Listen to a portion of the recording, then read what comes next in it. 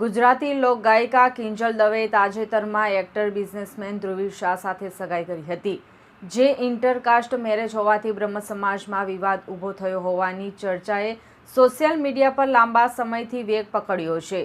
જો કે આ ચર્ચાનો અંત લાવવા કિંજલે સોશિયલ મીડિયા પર વિડીયો દ્વારા મૌન તોડ્યું। તેમણે દીકરીઓના અધિકારો, સમાજની જૂની પ્રથાઓ અને અસામાજિક તત્વો પર આકરા પ્રહાર કરતા કહ્યું કે 2-4 લોકો નક્કી ન કરી શકે કે દીકરીનો જીવનસાથી કોણ હશે, તેમજ પરિવાર વિરુદ્ધ પોસ્ટ કરનારાઓ સામે કાનૂની કાર્યવાહીની ચીમકી આપી છે। કિંજલ દવેએ સોશિયલ મીડિયામાં વિડીયો દ્વારા જણાવ્યું હતું કે જય માતાજી, હર મહાદેવ મિત્રો, મારા જીવનના એક નવા પડાવની શરૂઆત કરી રહી છું, ત્યારે જેટલા પણ લોકોએ મને શુભેચ્છાઓ આપી, મને પ્રેમ અને આશીર્વાદ આપ્યો, એ દરેકનો હું દિલથી આભાર માનું છું। રહી વાત કે મારા સગપણને લઈને છેલ્લા ઘણા સમયથી મીડિયામાં અનેક તર્ક વિતર્ક અને ચર્ચાઓ ચાલી રહી છે, જેને લઈને હું અત્યાર સુધી મૌન હતી, કારણ કે વાત મારા સુધી સીમિત હતી।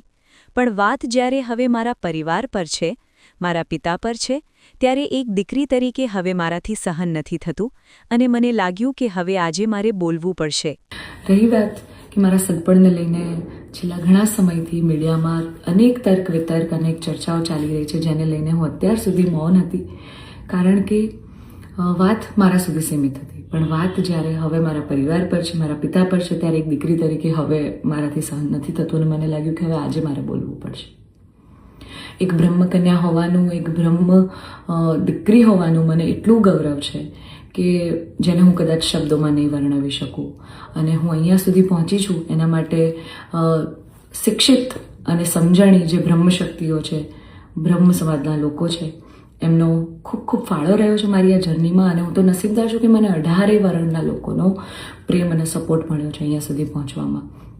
મારો પરિવાર તો છે જ, મારી ઢાલની જેમ મારા પિતા છે મને સપોર્ટ કરવામાં, પણ આપ સૌનો પણ ખૂબ ફાળો છે। પરંતુ કહેવાતા સભ્ય અને મોડર્ન સમાજમાં જ્યારે અમુક 2-4 અસામાજિક તત્વો છે, જે લોકો અત્યારે પણ દીકરીઓ માટેના રૂલ્સ અને રેગ્યુલેશન નક્કી કરશે કે દીકરીઓનું લિમિટ ક્યાં સુધી હોવી જોઈએ, દીકરીઓને ફ્લાય કરવા માટે પાંખો મળી છે, એને વીંજવાની અને એને કાપવાની વાતો છે આ બધી। દીકરીઓ અત્યારે તેજસ જેવી પ્લેનો ઉડાઈ રહી છે, યુદ્ધ કરી રહી છે, રણ મેદાનમાં છે, સંસદમાં છે, વિજ્ઞાન અને ટેકનોલોજીમાં છે। હમણાં ઓપરેશન સિંદૂર જે થયું એમાં 2 દીકરીઓએ લીડ લઈને આપણને પૂરા દેશને ગૌરવ અપાવ્યું હતું। ત્યારે શું 2-4 આવા અસામાજિક તત્વો નક્કી કરશે કે એક દીકરીનો લાઈફ પાર્ટનર ચૂઝ કરવાનો શું એને હક નથી? હું બહુ નસીબદાર છું કે મને એવો પરિવારને એવા પિતા મળ્યા છે જે મારી ખુશીમાં ખુશ થાય છે અને મારા નિર્ણયને જે મેં હરખે વધાવી લીધો છે, કારણ કે ઓફકોર્સ હું એક એવા પરિવારમાં જઈ રહી છું કે જે આખો ભક્તિમય પરિવાર છે, બહુ જ પરિવારના લોકો અને મારો પાર્ટનર મને એટલો પ્રેમ કરે છે કે જેમને હું જે છું, જેવી છું, જે પણ છું, મને ખૂબ આદરથી સત્કારથી એ લોકોએ સ્વીકારી છે। રાત દિવસ જ્યાં ગાયત્રી મંત્ર, નવકાર મંત્રના જાપ થાય છે, આવા પરિવારમાં હું જઈ રહી છું, મને ખૂબ જ ગૌરવ છે।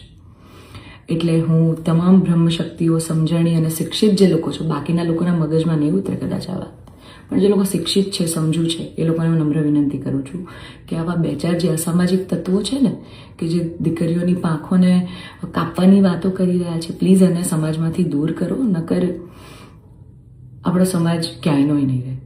તમે દીકરીઓનું સારું જ કરવા માંગતા હોય ને તો દીકરીઓના શિક્ષણ માટે વાત કરો, નાની નાની દીકરીઓ પર જે બળાત્કાર થઈ રહ્યા છે એના માટે વાત કરો, દીકરીઓની પ્રતિભાને આગળ લાવવાની વાત કરો। ચલો, આ બધી પ્રતિભા ને બધું તો મોડર્ન વસ્તુ થઈ ગઈ, હજી જૂના 18મી 17મી સદીના કુરિવાજો આપણા સમાજમાં ચાલ્યા આવે છે।